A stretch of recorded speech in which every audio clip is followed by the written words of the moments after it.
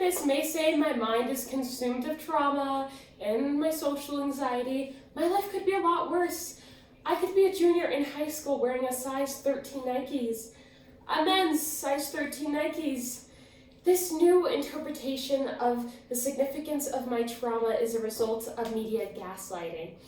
Gaslighting is a form of psychological manipulation attempted by one person's attempt to erode reality for another. Victims of abuse are facing this verbal and clandestine humanitarian crisis, and gaslighters master the art of not only stripping the voice of joy from their victims, but also the voice of trauma. We are all healing from something we do not wish to verbalize, and it is imperative to not compare trauma when you do not know someone's story. In a society that benefits and profits off of your self-doubt, not only is self-love revolutionary, but encouraging others is a rebellious act. Our minds are powerful things, and with great power comes the ability to create great silence.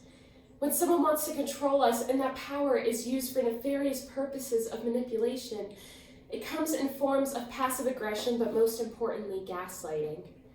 With gaslighting, an abuser executes several various actions and behaviors that manipulate the victim into questioning everything they feel, think, and believe, essentially eroding their sanity until they are at the gaslighter's mercy.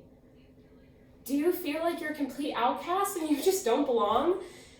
This feeling is artificially created by the abuser because normal is being defined by them in order for them to keep you under their control. The goal of the abuser is to shred this definition of your experiences through persistent lies.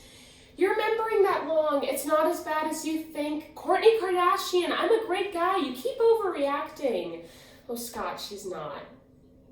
The more minuscule your voice is perceived to be by the abuser feeds into their sovereignty, and persistence is so contradictory that your experiences are not questioned. Textbook gaslighter phrases are, I never said that, stop imagining things, this is fake news. Sound familiar? According to mental health professionals, gaslighters are most commonly narcissistic. Again, sound familiar? In our time together, we are going to uncover the anguished realities of teenage isolation and racial oppression, and uncover how these internal afflictions all start with simple microaggressions that we practice unconsciously every day.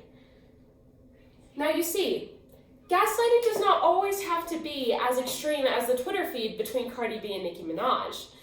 We gaslight ourselves every day in simple, small-scale conversations. Hey, how are you? I'm good, how are you? Did you actually listen to their question? We have these internal barriers that obstruct our ability to listen. And out of defense, we treat this simple question like a grace note in music and deflect this simple question onto the other person because we haven't even asked ourselves how we're doing. This simple conversational phrase triggers our fight or flight quicker than almost any other question out there. And for most of us, we choose flight. Dylan Garante, a crisis line counselor from the National Suicide Network, tells a story in a TED Talk that one day he was on the phone with a kid named Mark, and when he was gathering information on Mark, he goes, Mark, what gender do you identify as? Mr. Garante was in the middle of writing mail when Mark said transgender, but I identify as non-binary. You see, Mr. Garante's intentions were in no means cynical, and yet he proved that your best intentions to empathetically understand someone does not mean you're actually listening to them. According to the American Foundation of Suicide Prevention, found that more teenagers and young adults are dying from suicide than cancer or heart disease. In a study conducted by the Jason Foundation in 2018, there is an average in our nation of 3,703 suicide attempts daily that are made by teenagers grades 9 to 12. How many of you have heard, sticks and stones may break my bones, but words will never hurt me? How many of you believe that's one of the greatest fallacies you've ever heard? Words destroy, and through the power of gaslighting, words have the power to misconstruct someone's entire reality.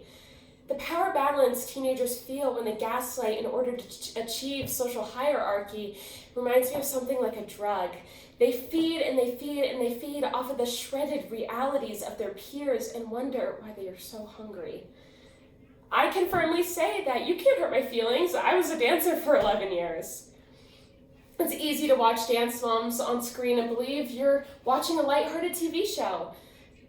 But yeah, I enjoy watching Christy throw wine on Leslie, but the themes of the show hit so much closer to home. From classical ballet to competitive dance, I've heard it all. And through my experiences, I've witnessed how daily microaggressions truly become an avalanche. It starts with small comments like, you should get a new leotard, yours looks a little bit smug, to the gradual incline of girls sending you diet plans when you were already underweight. And soon skipping a meal became not being able to look at my thighs or arms in the mirror without sobbing, wondering why I couldn't enjoy the crumbs on my plate. As a former size 0, the ballet and competition world's muse, punching the fat on my inner thighs and drawing lines under my arms of the fat I wish would just disappear and wrapping my fingers around my wrist, making sure they could touch, became second nature, and body dysmorphia became my reality. The teenage girl I once knew, we'll call her Julia, once decided to go all the way with her boyfriend. She did this in a loving and trusting manner, with the intentions of this being an act of true love. A week later, she was dumped and her video was at the access of everyone's fingertips. And her boyfriend made her new reality a dirty slut, without even taking a look at his own hands. Emily Shea, the author of Youth Suicide, states, once the victim's sense of reality has completely been eroded, and they can no longer trust their own facts and senses of reality, is suicide even a choice? Now, victims of abuse have to learn this common theme, is to take note of your vulnerabilities. Now you see, abusers are most commonly narcissistic. But the themes of narcissism have a great parallel with another ism, that is racism. Dr. Ramani, a licensed clinical psychologist, lists the characteristics of narcissistic people. Her research found that they lack empathy, self-awareness, are entitled, are arrogant, have a superiority complex, have a deep sense of insecurity. And that sounds like a racist, right? But to further expand the foundation of racism, you have to understand the key ingredient, prejudice. Reporter Tanzanga Vega of the New York Times recorded an event at the Lowell Lecture Hall in Cambridge University, where the I Too Am Harvard performance was a one-night performance from the Black Student Union at Harvard University, where they constructed a play to show their microaggressions they've experienced. They held up signs of microaggressions that they faced, and they were most commonly phrases that lacked malice, but that were possessed by different prejudices. Some of the signs included, will you teach me how to twerk? I don't see color. My name is Monica, not my. As a female of color, I have faced many microaggressions on a day-to-day basis. When other little girls in my classes growing up would give each other princesses to act out, I was always given Dora. Now, despite Dora being an absolutely unproblematic Spanish-speaking queen, I always felt out of place. And when people asked me, are you Mexican? Which is something I'm asked weekly, I always say I'm Puerto Rican, and they never fail to tell me same thing. Racial minorities live in a world where racial microaggressions are normal, and very rarely do we speak out on our discomfort, simply because this is normalized. Hearing things like, it was way worse back then, that was in the past, are gaslighting phrases that I have become immune to. Some things I've heard being normalized in American schools have been racial nicknames. My personal experience has always been Dora, but now it's evolved into illegal, or the I wish the wall would be built faster. Once I was friends with this boy, we'll call him Mark, and we were arguing about something, and when he realized his argument was not valid, he told me to clean the neighbor's house.